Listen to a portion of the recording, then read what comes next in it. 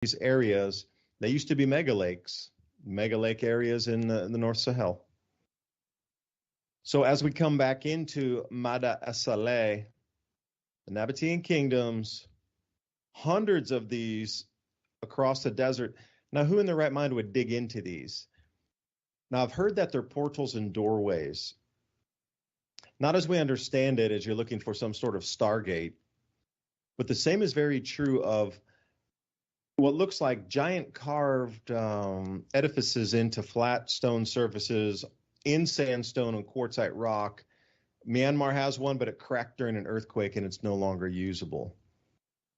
South America also had heard many stories of this where there looks like they're just portals like that or entranceways just carved in and it just ends to an empty wall.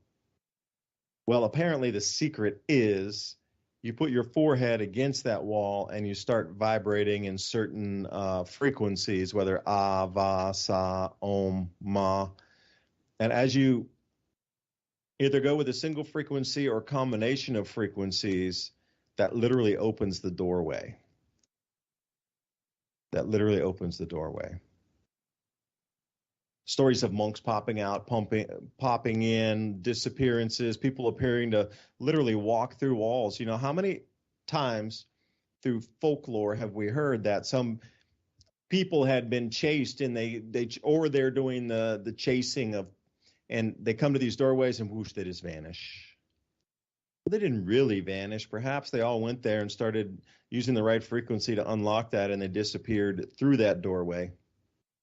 Because if you're looking for a global culture, these things are around our world, these types of doorways, cut into sandstone facades and faces.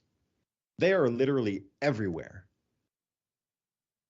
So there is something to this. So when you see these doorways that look like, who in their right mind would just carve a doorway like that and not even make a room inside to go into? What kind of stupid people are those? Maybe you're thinking it the wrong way, and what you've been told it is completely fiction. Because again, you know, Ransom, I'll bring it back here. Like, how many things are we looking at that we are told the explanation is complete fiction? Like, the true use of it is so far off the radar for most people that, you know, the complete brainwashing of a society to not even think that that's possible is what we're looking at, staring us in the face in these ancient sites.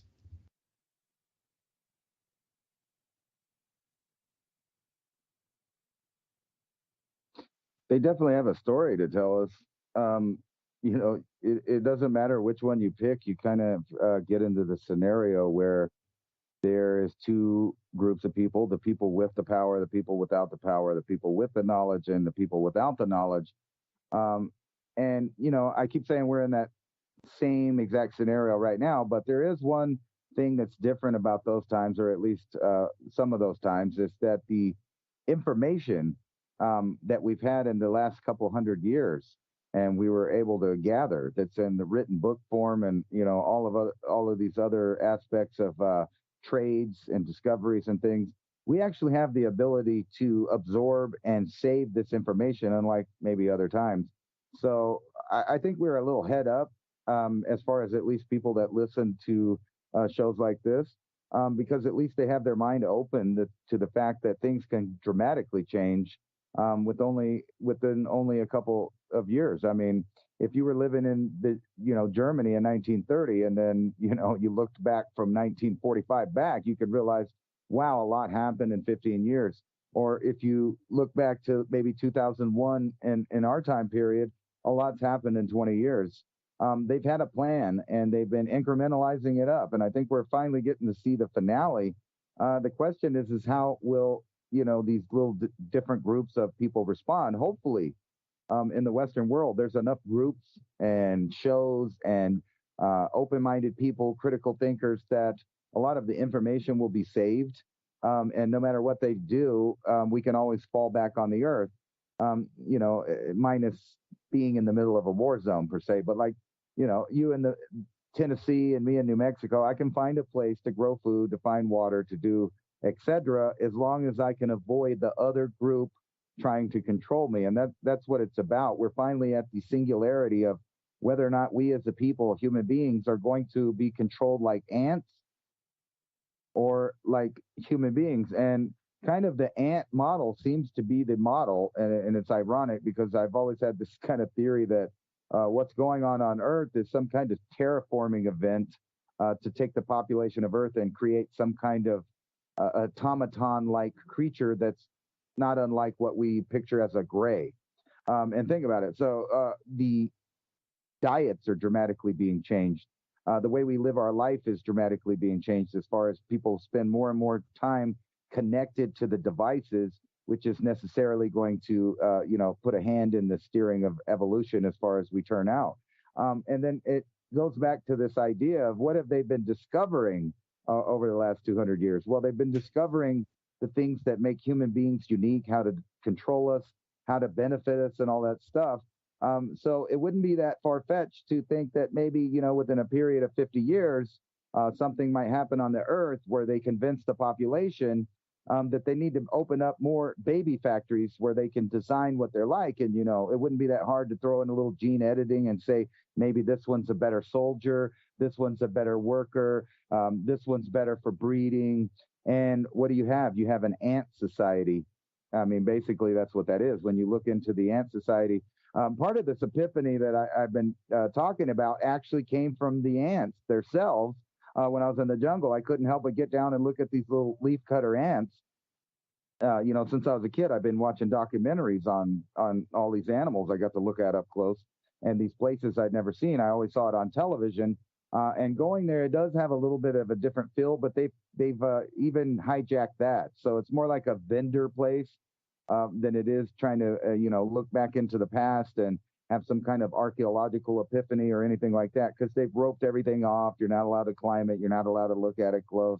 But hey, you can buy all the trinkets and stuff that they've got crammed in there through the parking lot and all around it. And that's kind of a microcosm of the entire planet.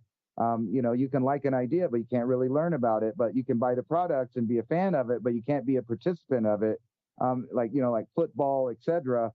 They're designing our society in an ant formation, and we'll just have people that are built for this job and people that are built for that job. And it goes back to their motto that they've always had, is that they have the right to rule. They have the right bloodline. And these are the creepy people in back doors. You bring up the Federal Reserve. We don't even really know who the people that run the Federal Reserve are.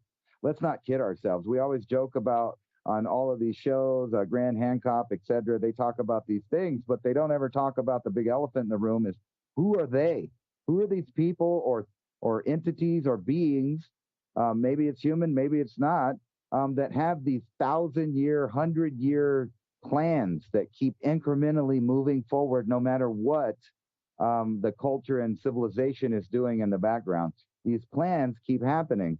And it's hard to believe that, father to son, generationally, that they would have kept on track. So it must be something like the president said, there's a group out there or an entity out there that's so powerful and so connected to every facet of human life that you better not speak above your breath when you're condemning, it. And I think that's the truth. And look what's happening today. Just saying your opinion at home on the internet can get you in trouble by the rulers. You don't talk about the they. You're not allowed to speak of they if it's any real they. However, you're allowed to go on and spew disinformation, fantasy, fiction. You can identify as what you want. Other people have to pretend with you, or we'll stick the thought police on you because you didn't pretend they want the way that they wanted to pretend. So we're already at a weird point like that where they have absolute control of, what you think. So you better not speak of they, very loud above your breath when you're condemning it. And we do that kind of weekly, but really we don't name them by name. We don't know who they are. That's the truth. We don't know who or what they are. Who owns the Federal Reserve Bank? Okay, well, you can find out the little council and, the people that represent certain positions in it, but you don't really know who the real people that run it behind that are. And we only get little glimpses. We get Davos, we get Bilderberg. Who's telling them what to do? There has to be a, capstone on the pyramid that we're living under, and it ain't them. They're still a lower rung, in my opinion, of what's going on. And the question is, do they even know what's going on? Or are they just little automatons that do what they're told so that their families can stay in power? Yeah, there's some of the I've watched a couple videos about the hidden families like the Sassoons and there's a few others, not the Rothschilds and all the Rockefellers and all that's too common. Those are the ones that distract you from the real truth. But there was a list of like 5 or 6 other ones that you've never heard of. See, I can't even remember them. The only reason I remember the Sassoon is because Vidal Sassoon is part of that Sassoon family. And that's one of the original monies from the Knights Templar kind of far back that you can trace back to origins of money. Because this reset they're talking about here, in the ants or whatever it might be is, they're trying to come out to say that every building built on the planet Earth right now has to go to zero carbon. So I looked at this whole plan. This thing's like 18 pages of just the most minutia in detail going, oh my gosh. But here's 2 things that I took away from it. One is they're going to make all these different codes, and all your little city councils are going to ramrod through these codes to a zero carbon policy. But no home will ever be able to keep up with that. There won't be enough parts, then there won't be enough retrofits, and they're going to create more carbon by creating all the things that need to be retrofitted in the home than just leaving it the way it was. Like you have to have, if you're going to see, so the paint that's in your house right now is not going to be good enough. They're going to want you to buy new paints that are soy based or some sort of vegetable based paint. And you're literally going to have to repaint the inside of your house to meet the code of a carbon neutral house, even though you've already spent the money and the time and the whatever. If you're going to map out that carbon trail from whatever oils were used or whatnot in that paint and the can and delivered to your store, and you went to drive to go get it, and the truck that brought it there, okay, that's already been bought and paid for, and that carbon's already allocated for. Well, they want you to go, nope, it's not good enough. Now you got to go buy a whole new set of plant-based paints and then repaint your interior of your home. And all these different kind of windows that will be required and insulations. They want you to rip out all the insulation in your house and replace it with new, again, I wouldn't even say hemp, but some sort of plant-based fiber insulation. And they want every commercial apartment building, every commercial like office space rent building, and even just individual homes, all to come under this new carbon neutral thing in the next 10 years. Now, if you're not able to meet these requirements, they're going to say your house is non-livable, and they're actually going to condemn your house, even if it's a brand new house, as today is unlivable because it doesn't live in the carbon policy. So this is where fancifulness, because I don't think anybody's really going to buy this or jive with it. You're not going to get taken out of your house because you can't replace the walls with plant-based insulation when you already got perfectly good insulation in there. Like, that's going to be, even the most nut bag on the planet is going to be like, wait a minute, that doesn't make sense. But here's another thing that was down in there, speaking of the ants and whatnot. Anything that is done on your property, and this includes your backyard from like a regular suburbanite to somebody like myself with a farm and whatnot, everything that is cleared off of your property, you have to get a permit to cut every single tree, and every single tree needs to be accounted for in terms of mulch that can be measured. Now, you're not going to be able to burn a single thing again. Everything has to be composted. And I'm like, wait a second. Have you ever cut down multiple pine trees and tried to dispose of them? They want you to try to mulch all these things. Dude, we're using a skid steer with a grapple on there to try to move pine trees after you cut them. I mean, the amount of clearing to be done anyway in a year, I got to spend 2-3 days with a guy with a skid steer to try to keep on top of nature. Nature is so resilient and so fast repairing that I wish everybody could live on a farm just for a season, to see how fast things truly grow and grow back. And you're back at square one again, clearing the same stuff you cleared last year because it grew back so fast. Like this whole misnomer of, you cut the forest down, it's never going to grow back. Please. Give it like 10 years and you won't even be able to walk through there. 5 years and you'll struggle. You'll get lost if it's a few square miles, and I'll drop you in the center and tell you to find your way out of there after 5 years of a clear cut. You'll get lost. You'll be walking in circles. That's how tall above your head it will be. But for the silliness to come out and say that you have to compost every single thing that comes from the earth, you will no longer be able to even have a single fire, which goes back into, if they cut the electricity, now they're going to make fires illegal. And I kid you not, this is what is in this whole new climate or carbon adhered to building codes and carbon, zero carbon real estate. Also, what they're going to do, speaking of the banking, is apparently, and I'm just saying that I don't know how they're going to even remotely try to sell this to the public, that even if your house is paid off, that they're going to require you through fines and upgrades that you won't be able to afford the upgrades in your house and you'll have to abandon it.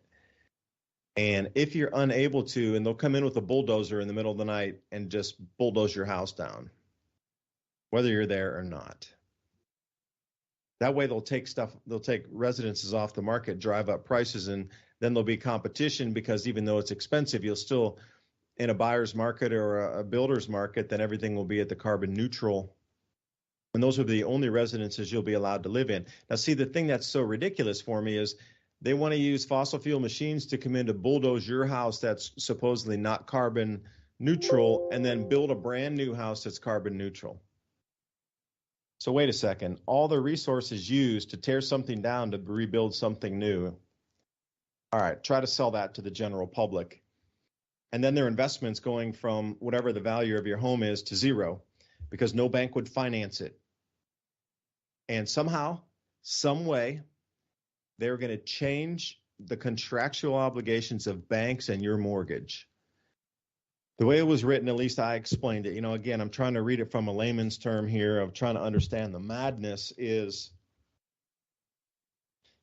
if you're unable to bring your house to code with a carbon neutral, then the bank will be allowed to call that note. And if you're unable to pay it, then you'll have to literally leave out of your house in 30 days. I'm sitting here going, So if I paid for half my house, and I'm on a, say, 15-year mortgage, and I've paid it for 7.5 years, the equity in it is now worth zero. You will not be able to sell your house because no bank will finance the sale of that house to another person.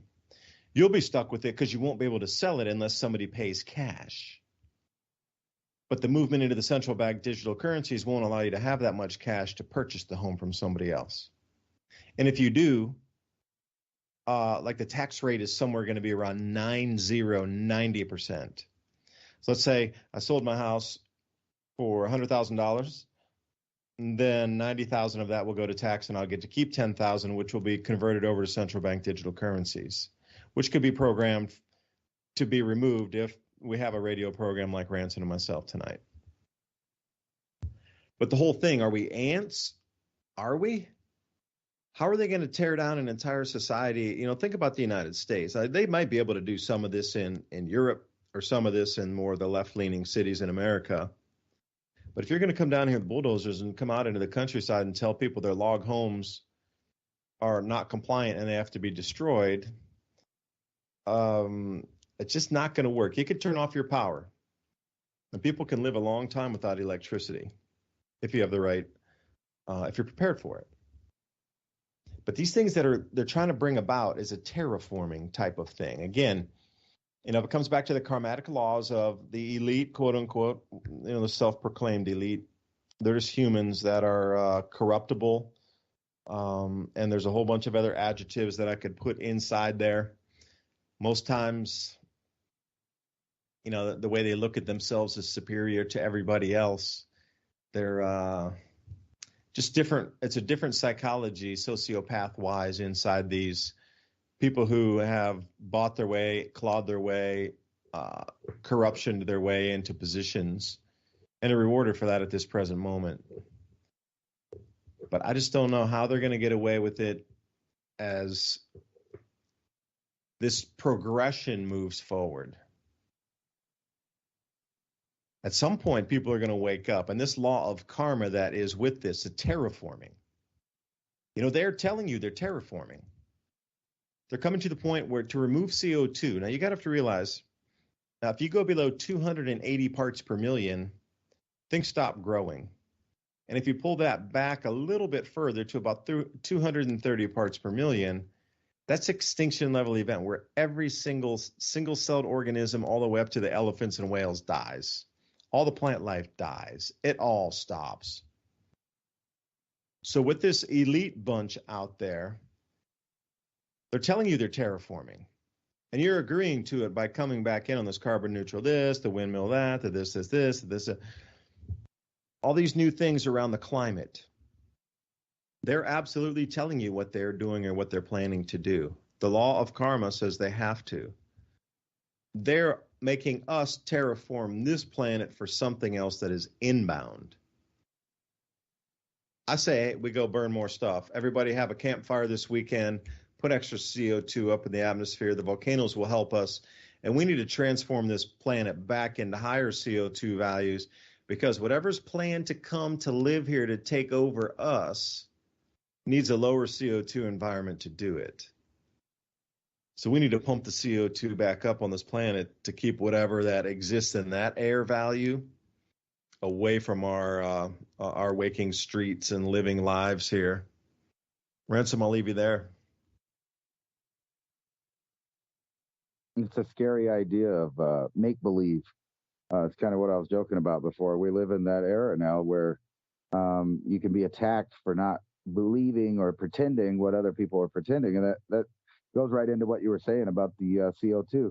We all know that it's a vital gas for life on Earth. We know it's plant food.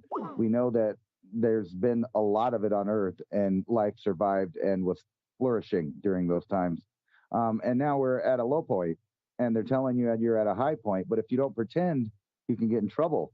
And it's like that with everything. Here's a magic potion. It'll protect you from a disease that's going around. Oh, well, you got to believe in it, I guess, to for it to work. I don't know. But there's all these different things. People identify as a dragon. I'm a dragon. I'm magical. I'm powerful. Believe me, or go to jail. We do this with everything now. They have it cornered down to all arguments in a scientific way. For example, like they have one group of people in the U.S. saying, defund the police, defund the police. And then the other side saying, no, we can't do that because, society will fall and there'll be more crime and this and that and the other thing. But they won't both just stop pretending and actually have the real discussion is that the police force in the U.S. is like the fourth largest military in the world. They are funded way too much. They have the financial backing of a military. But you're not supposed to talk about that. You're not supposed to pay attention to that. You're supposed to say defund them for some other reason. Maybe they're bad. They have bad opinions. So you never even get a truthful argument as far as like the debates that they put out there. And, I was thinking about that. We keep talking about terraforming. What if you could just get a whole society, the whole planetary society, to just commit suicide? You could talk them into, it's a good thing. You could pretend that you're helping the planet by just killing yourself. And what do we see around? There's countries that allow you to kill yourself. We have massive amounts of getting rid of our own offspring.